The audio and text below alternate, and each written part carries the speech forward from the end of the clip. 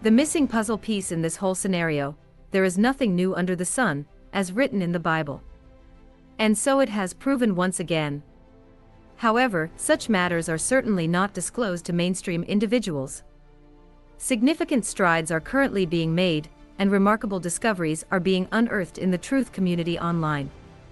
It truly seems like we are in a time of revelations. We are getting closer and closer to the deepest truth, the truth about our true past and our nature here on Earth. Here, and the Earth, I should say. We must radically seek a solution or answer to the fact that we see the same architecture worldwide from a recent construction period, such as the Greco-Roman architectural style. All these grandiose buildings, remarkably oversized and beautifully finished, can be found worldwide on every continent, displaying a kind of timeless grace. Truly magnificent architecture that embodies much more than just being a building. These are genuine works of art that are also capable of, for example, generating free energy. And our entire world is filled with them, just like the somewhat older but even more impressive cathedrals worldwide. Just like much older and even more impressive temples and architecture from the ancient world. The mainstream explanation that has been given to us for these structures truly makes no sense. So we need to search for a credible alternative explanation to account for this impressive architecture worldwide. We can agree that this architecture was built by a race of giants, and both official history and serious history tell us about a time when indeed giants roamed the earth. You might find it hard to believe, as if it were a fairy tale, until you look at the fairy tale-like architecture again. We might be living in a sort of fairy tale, or fake reality. Our consciousness creates physical reality, and is capable of much more than we have ever realized. That we live in a remarkable time is an understatement, but this remarkable time has also been written about in the past, and there is indeed some sort of plan. And perhaps from history and religion, we can get very good and remarkable clues. Our world is dominated by a satanic cult. You can see it in the major media companies, you can see it in the mega-famous people, you can see it in the music videos, and you recognize it in the many hidden references to Satanism that are hidden in our daily lives or behind our information channels. We have become aware of a sort of sacred battle between good and evil. I have had my own personal experience that literally awakened me to reality and my role in this life. And there is indeed a battle between good and evil going on. There is one God, and there is also a bad influence, or rather a devil. However you envision the devil, it is a form of consciousness, just like you and I all are, except without a body because it died long ago. However, it resides in Yahweh's terrarium. Yahweh is the evil God from the Old Testament, who imprisoned the so-called fallen angels for 70 generations in his terrarium. Yahweh was worshipped as a donkey god in very ancient times, a god with the head of a donkey. And this ultimately came and remained from an even older legend, that of the very ancient Aryan rulers. In ancient times, there was a mighty Frisian king Ezelor, a giant who also lived for a very long time. In Hebrew, deep darkness and fire and lightning abundant, even one of the most important Greek terms for Yahweh, Yah, sounds a bit like the native Egyptian word for donkey, Yah, or later the Coptic Yahoo, literally donkey-headed Yahoo, Yahweh, donkey god, the animal most associated with the demonic Seth at that time. So by the first few centuries BCE, it was a somewhat common slander to suggest that the Jews worshipped a donkey-headed deity, despite their claim that no images of their god were allowed, neither in their Jerusalem temple nor otherwise. Around 200 BCE, we hear from the Alexandrian Manetho that an Edomite, a southern person of the same descent as Herod, actually tore off the head of the donkey sanctuary within the Jerusalem temple. It was a golden donkey head, a story repeated a century later by Apollonius Molon and the Stoic philosopher Posidonius, in which in that story Antiochus IV Epiphanes, the Hanukkah Antiochus, the Seleucid leader whose outrages would eventually lead to, war, entered the temple and found a golden statue with a donkey god with a donkey's head around it, around 167 BCE, around the same time as the BCE, a certain Democritus also spoke of Jewish worship of a donkey-headed golden deity, and so did Appian, and even the historian Tacitus, who should have known better, but still repeats the story. When I was first shaken awake and began asking 100,000 questions to my higher consciousness, I received some very special answers that I will never forget. For instance, when I asked what the Earth was, and what life here exactly meant, I was initially explained that it was like a sort of vacation planet, a temporary dimension where one can dwell, but ultimately a flawed creation where one got stuck.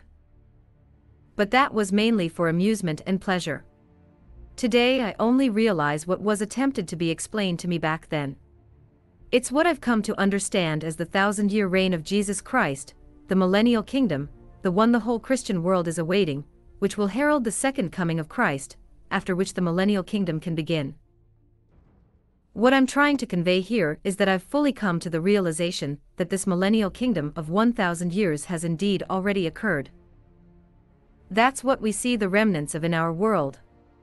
So, it would mean that the second coming has also happened, and everyone has been saved and ascended to heaven. Thankfully, that turned out well. So who and what are we exactly on this remarkable timeline? And I'll provide you with an answer to that as well. Let's see what we can find in the ancient scriptures about Satan's little season. To first go through some clues and broaden our understanding of the situation, the following.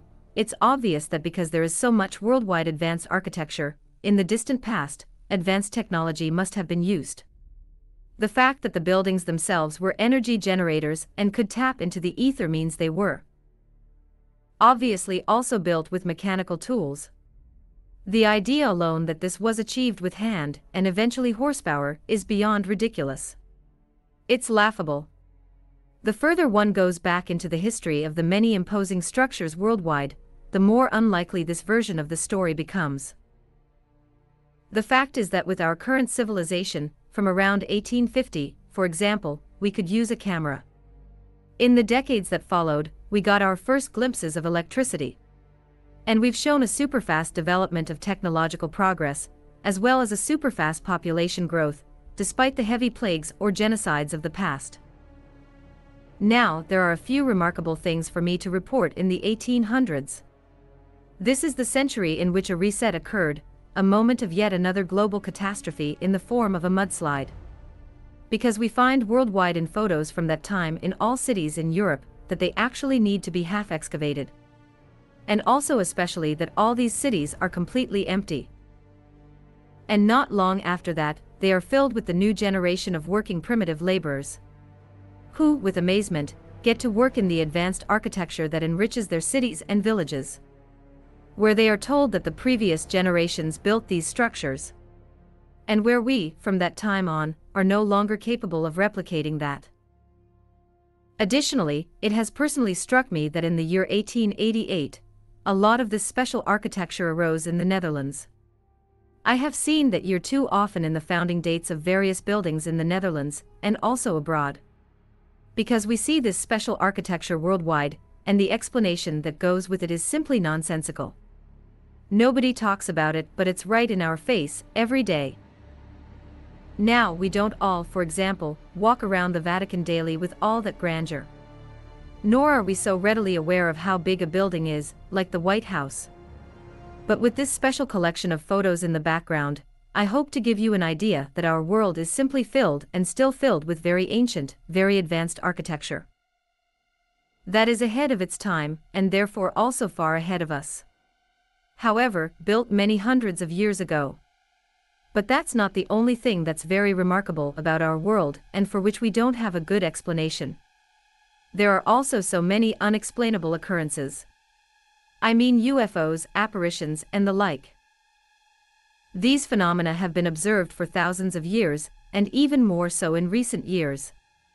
The mainstream narrative attached to these phenomena is, of course, again a very transparent and poor story. But it is also something we must consider in our reasoning if we are to describe reality. So, since the late 1880s, a worldwide organization has been formed to investigate this, CERN, which researches paranormal phenomena. There are certain areas in America, for example, but also in Switzerland, that are a specific frequency or location. They might lie on ley lines or power lines. Our Earth is truly a very special place.